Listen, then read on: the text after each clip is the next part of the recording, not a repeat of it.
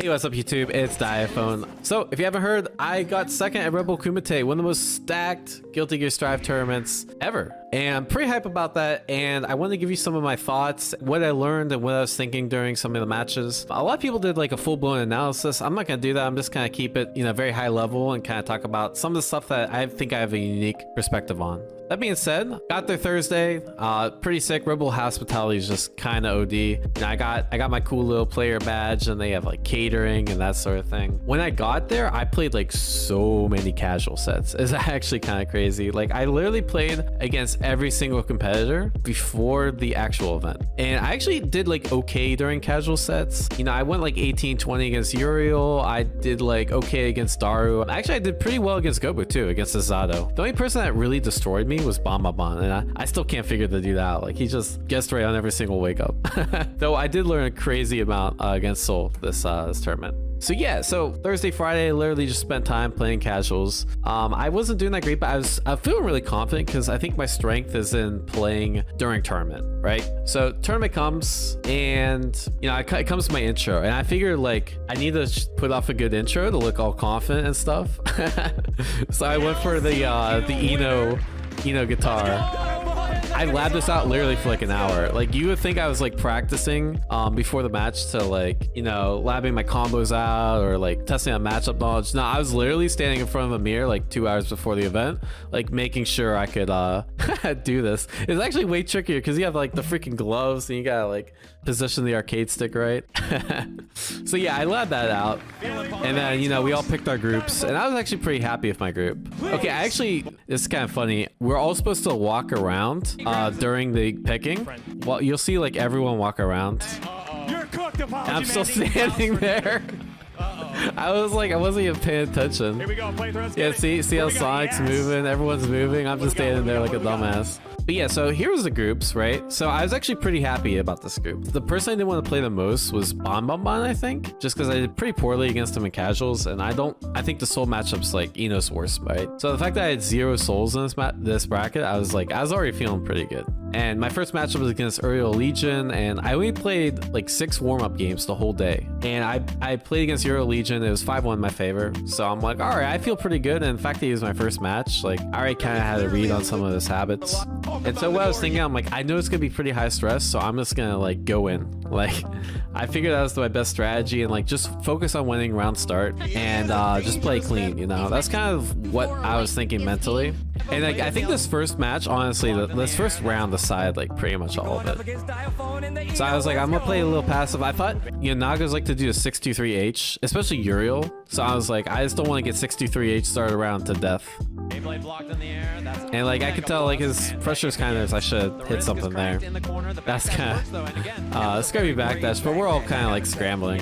The other thing I noticed playing Uriel is that like he wasn't dealing with H-stroke as well as everyone else. So I'm like, I'm just gonna H-stroke pretty well and do good mix, right? And that's kind of what happened. I remember it got pretty scrambly towards the end of here. Yeah, definitely got a little weird, and I think I just mixed them up. Good block on his part. Yeah, he didn't even block that. But yeah, anyways, it's just kind of scramble. That's kind of what happened throughout the whole match. After this match, I won 2-0, and I was feeling pretty confident, right? I'm just like, whew, like I got my win. I'm not worried. Like, honestly, I was thinking like, as long as they don't go 0-3, I'll be happy during this tournament. So once I like won a match, I was like, all right, I don't have to worry about that. I can just go all in, And my next match is against Daru. And so just to give you a little lore, right? Like Daru is considered by most people #1 I-No in the world, right? And so everyone says like, oh, Daru #1, and so I really wanted to like prove myself against him. And by the way, I won, but I still think Daru's #1 I-No in the world. I think there's just some things I do better than him. Like I played better under pressure, and I probably better at the mirror match. Obviously I played better during this tournament, right? There's probably several matches I'm better at, but Daru's got the vast amount of experience, and he uses some of his tools really well. But anyways, we played a casual set, and some of the things I noticed from that set were that at the start of the set I was doing very well, and that his defense against I-No was actually not that good. And one of the things, like compared to me, he's very good at full screen neutral, and so anytime it was full screen and like we're relying on stuff like no HCL, he was winning almost always. Like literally every single time time we both threw out a note, he was winning. And so I'm thinking like, don't be full screen. I just gotta go in. Actually, let me show you guys something real quick. And see, I was really confident going into this. When I saw this happen right here. He punished the DP, he dropped this combo, and then he did 5k in the super. I've never seen Daru do this in my freaking life. And I was like, okay, this guy is like, he's actually not playing in his element, and I am. Like, I felt really confident after I saw that, right? And thankfully, like, one of the things I learned from when I was playing him in casuals is that he always does like a very active round start. And S dive kick does very well against active round starts. And so, yeah, I was going for that. And it worked out really well, and I think once I won the round start, I'm just feeling really confident, you know. So that's kind of the strategy. It worked out pretty well. Just playing Daru overall, I learned so much over this weekend, and it got really scrambly. And I think, you know, Daru's nerves kind of like, I feel like I was definitely playing more composed. So after that, you know, I won the set.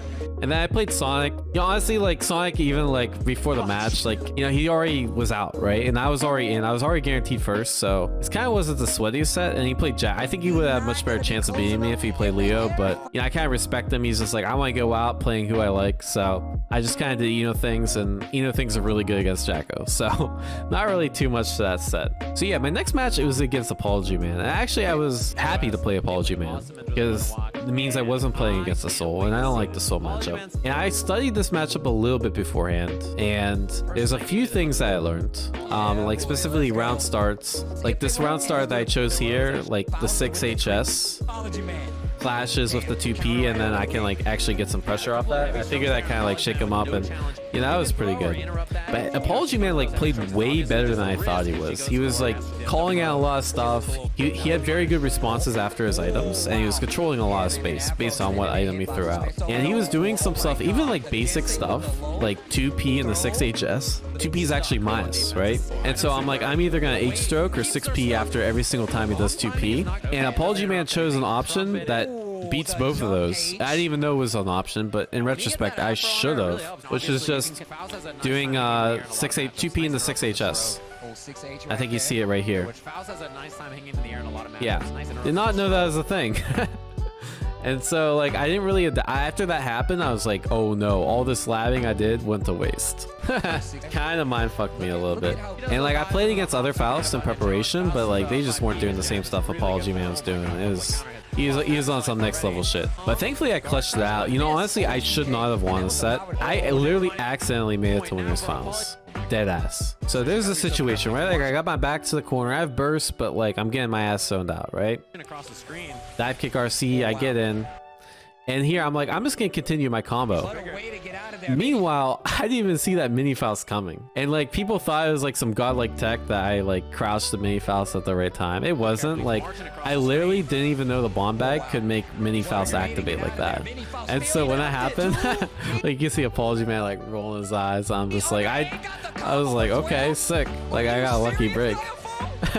And I think after this, like the set just kind of went downhill for him. Like I could tell I had momentum, and like I think I just won the next 3 rounds pretty convincingly. Right when I knew I had the set won, right when this happened.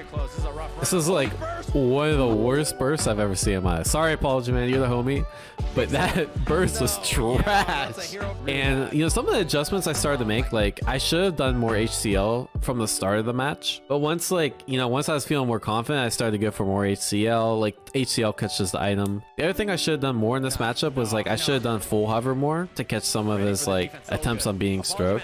And yeah, he was really good at abusing the Faust super glitch. I think I might have beat it like once. And like the way you beat it is you like do a super delayed safe jump. But like I didn't think he was gonna use it that much, which in retrospect I should have. And yeah, I was pretty hype I won. And yeah, you know, Happy Chaos trailer, I was pretty sick. Actually, funny thing about when this trailer came out, I had to go use the bathroom after that Apologyman match, and I didn't even realize they announced Happy Chaos until like after the tournament. Some dude was like, what do you think about the DLC? I was like, wait, what? And yeah, so grand finals. I was really ready for this, right? I like coming into this. Zato was the matchup I prepared the most. Like I literally spent a long time labbing out like round starts, labbing out what to do, and actually I feel quite confident in this Zato matchup now. And so when I played Gobou, I was actually pretty happy. I'm like, this is probably like a pretty good draw for me. And when I played Gobou in casual sets on Thursday, I actually did the best against him compared to the other two Japanese players. So I was feeling pretty good. And unfortunately, I think he gave him a little too much information because he decided not to pick Zato, right? He picked Gold Lewis.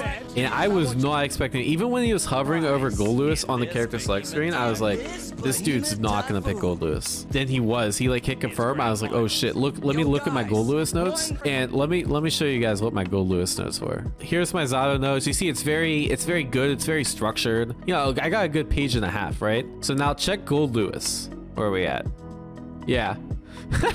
Here are my notes. This was it. And this wasn't even here. This is what I looked at right before the match. I was like, oh, fuck. You know, I had the opportunity to lab the matchup out, actually. You know, Jan being a grappler god, he told me to play Kid Viper. You know, Kid Viper is probably the best Gold Lewis in America. Before you leave, don't doubt play Zato. I was like really calm, like, dude, Jan, what are you talking about? Like, he's only played Zato online.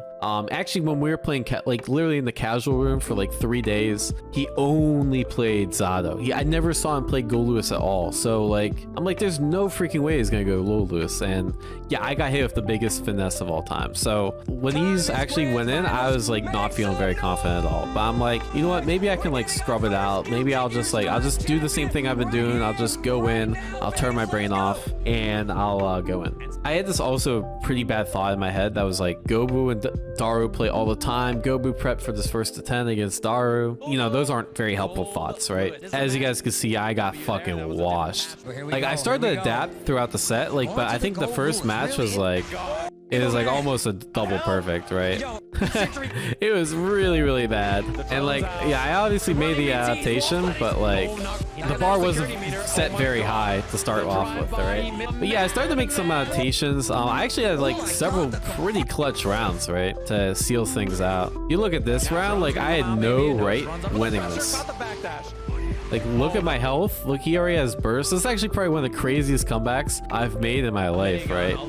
I baited the burst. Gobou's bursts weren't like the best, so I was able to like thankfully bait them. Wait a minute. Diaphone, lots of pressure, no bar for Gobou here. And like, Gobou's very patient. I recognize that from like when I played him before. And so I was able to get a wave of some rehops there. He always mashes backdash or like something after that. I thought that was gonna kill. I was kind of fucked up. I was pretty hype after that, and then after that it just kind of went downhill again. But you know, like looking back at the matchup, I kind of know what adaptations I'd make. One is like I'd need to air backdash more, and I actually talked to Gobou after the tournament, right? And you know, through a translator app, Gobou's English isn't the best. Kind of what we talked about was like, what should I do better? And he was like, actually, it's funny. He kept apologizing for picking Gold Lewis. It's pretty funny. I don't know why you apologize like for winning. I'm like, dude, like you did your thing. You fucking finessed the shit out of me. Good shit, right? But he basically said air backdash more, get space to throw notes, which makes sense. And he didn't really mention HCL, but I think HCL is probably more useful there too. The other thing is like when I threw notes, like I actually threw some notes. I don't think I need to throw a note, but like when I throw notes, I should cover the airspace more and then like let him approach on the ground. I also like, I should have acted more after the Behemoth Typhoons. Like I should have blocked out the Behemoth Typhoons more. And then once he did the minus one, like that one, I should have chose options like hover in. And so it was more of like, there's a lot of situations where I like didn't choose the right option. And like sometimes I chose H stroke after the minus Typhoons, which I thought was really good. And then he threw it and I was like, damn, this dude's too fucking ready. Yeah, he JD'd over the notes. It's not like I didn't try to air backdash. I did try the note, but he just like, he did. That fucking smile gets me, bro.